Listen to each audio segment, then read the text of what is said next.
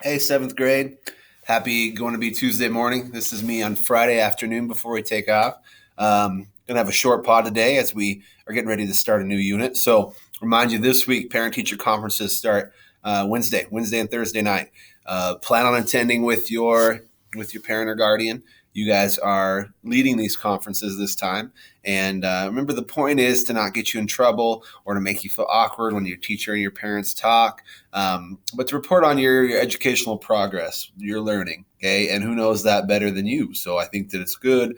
We do these student led here this time, and then this week you'll also be taking, excuse me, a survey, a student survey, as we do at the end of every trimester. So remember to be honest, and we really evaluate your feedback, your tips on getting better, making the school the best it can be. Third trimester starting less than a week, March 1st. So if you want a shift in your electives or something, give us a green sheet. You can submit that to your homeroom teacher, who should have some for you, or give it straight to the office. Remember, not all of those will get honored. Okay, get those to us as soon as possible. We'll be trying to wrap all that up by next week. Remember, if it's not the perfect flex, it's okay. They go pretty fast. And then once we do get rolling on third try, this year, this very strange year, is actually moving kind of fast. So March 1st is the last trimester of this year. So if you want to improve, get some better grades, make some new friends, whatever, let's get that rolling. Pride Week. You guys were able to do that in a sort of form last year during the right before the COVID shutdown. Student council and I will be meeting this week to start talking about plans for dress up days, contests, what we can do. I was just working with Mr. Houghton, an eighth grade teacher, about the t-shirt for this year. So Pride Week for me is always a highlight, and we want to make it really good this year. So if you know a student council member and you want to learn more about that, ask that person. Track season is coming right up. I didn't have a chance to ask Ms. Foster when tryouts will be. It's going to happen fast. So if you want to be involved, please do so. All right. From there, so we actually finished Unit 3, and there's only 4 units on this second step curriculum that we're trying. So remember, thoughts and emotions were the focus of Unit 3. And here's just a real brief overview of those lessons. We went over this last week, but I think it's important to remember that emotions are powerful and important, that you should not ever just ignore them or try to shut them out. You need to feel what you feel. Certainly maybe express them and manage them a little bit differently or in a mature way, but they can also really impact you. Here's that power we're talking about, because when you have a strong emotion, and we'll focus on maybe a negative strong emotion here because we worked on that a lot, it leads to a thought that's not so good and then an outward manifestation of what's going on there. Okay, so if this is a strong negative emotion, you start thinking these super negative thoughts that likely aren't true, and then you say some things or do some things you might regret. All right. We taught you some strategies to try to break that flow of negativity. Probably not right before the emotion happens because it's sort of instinctual and biological, but somewhere before words and actions, it would be good to stop that negative flow. You can do that by trying to manage your emotions with some strategies like just breathing or counting, especially backwards or walking away. Reframe your thought. So if this is over time and you're always focusing on the negative, how could this be seen as a positive? I've done a few of those exercises with some of the COVID stuff we've dealt with this year. And trust me, there's not a whole lot of silver linings, but there are some if you really look. And then positive self-talk. Okay, just telling yourself that you can do something, that you're better than this, and just believing in yourself, okay, which is important before you ask other people to believe in you. So that's Unit 3 wrap up. Unit 4, our last unit, is about managing relationships and dealing with peer conflicts, any sort of disagreement, argument, hopefully not fight that you may get into. Okay, I looked over this unit quite a bit the last week, and I think it's going to be a good one. So this is straight from second step, and they want you to know that our main learning objective with these lessons is that you, the students, learn strategies for developing and maintaining healthy relationships. So important. We're going to talk about that in the quote to end on. Putting yourself in other people's shoes, which is definitely sort of the basis of empathy and kindness, and then dealing with conflict. All right. Along the way, these are some skills that you might gain. Recognizing when things are going badly in a situation and identifying afterwards, like, why did it get so bad? Why did it escalate? Taking perspectives of others and being able to put yourself in their shoes and have some empathy. Applying a 4-step conflict resolution process, and then taking responsibility for your actions and making things right as possible. Good stuff. I think they'll be really fun. Before we ran into that or go into those lessons, I thought we'd just have a general talk about relationships. It'll be pretty short, but I always want to remind you that you have to have them. You need them, actually. Okay? No matter what people say, there's this phrase in American lexicon that's the self-made man, that they didn't need any help or handouts from nobody, and they made themselves better. They pulled themselves up by their bootstraps, and they made themselves an American businessman, America.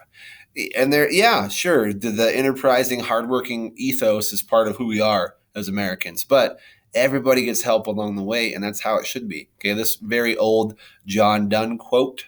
John Donne was a metaphysical poet that maybe you probably haven't heard of, but he's saying that no one's all by themselves. And I know sometimes it's a rebellious thing, like I am. I can be, yeah, it's good to be independent and to not always need people, but humanity is a social creature. We need relationships. That's what I've showed you before, this hierarchy of needs is about. That after we get food, water, shelter, so we don't literally die, and we have some things that aren't going to kill us, the next step is having relationships. Okay. And these are things that you need to be a self-actualized person, a happy person. Okay, so don't ever say, well, relationships, who cares? So before we get into this stuff, I thought we'd hit on relationship bank accounts real fast, just because it's a good metaphor from Covey and the 7 habits that we talked about last time. So if you think of every relationship, and not romantic relationship only, but parents, siblings, aunts, uncles, teachers, there's any different number of types of relationships. Think of those relationships, you kind of have one with each person, as a bank account, a piggy bank. If your piggy bank is full, you're making a lot of deposits, putting stuff into that relationship, showing that it's important. And if you're taking stuff out all the time, you're going to have not very good relationships. So instead of going over every single one, I just had this little slide from a few years ago that's kind of a summary. So whether it is your best friend or your mom or your grandma, what are the things that no matter what the type of relationship, you can make a little deposit and make that relationship stronger? Well, be trustworthy. And if you say that you're going to commit to do something, do it. Okay. That honesty is always pretty darn important. From there, small acts of kindness. This will help you form new relationships sometimes with strangers even. But it's great to open a door for somebody and get a thank you. But what are you doing for the people in your home, the people in your homeroom? Okay, do a small act of kindness, hopefully daily. Keep secrets. If someone tells you something in confidence because you're close friends or family, don't go running to somebody else. Okay, how would that make you feel? So be loyal in the sense that loyal isn't like you can never say anything against them, but you don't spill tea and just kind of backstab them just because you want to have a cool story or something. Okay, what else? Be a good listener. Probably should put that first. Yes, honesty is important, but no one likes a friend who's just waiting for their turn to talk. Never shuts up. Be willing to and be the first one to apologize. If this is an important long-term relationship, there's going to be bumps, okay? And the ones that sometimes break and fade, whatever type of relationship it is because of stubbornness sometimes, all right? And then from there, always be clear about your own boundaries and saying that this is how this friendship's going to be. I'll be your friend, but I'm not going to participate in this. It's always communication is maybe the biggest part, is saying, hey, this is how I want this relationship to go. So that's all I wanted to tell you today, that as we talk about relationships and navigating conflicts, they are really important. So a few years ago, I've heard this phrase before, and do you guys like the picture of me? Yeah. I almost put Dwayne "The Rock" Johnson on there because we look so similar, but this guy probably looks a little bit more like me. Someone said, like, it's just who you know, which is something that people say, like maybe you got a job because your dad was the boss, or people have certain families that are more influential. And so someone was telling me, kind of implying about myself, they're like, oh, you kind of got to this point because of who you know. And I thought about that a little bit, and I said, you know what? I don't think that's true in life. Like, some people get a leg up, but I believe in hard work and bettering yourself. And but I do believe if the people you know like and respect you, it's going to help. All right. Because you're like, well, if you want to apply for a job and you need a letter of recommendation and you can't think of anybody that will vouch for you, it's great to know a lot of people, but is it a good relationship? And if you have strong relationships, life's going to be a lot easier and you will be a little bit more successful. So I think that can be a cop out. Success in life is, oh, it's just who you know.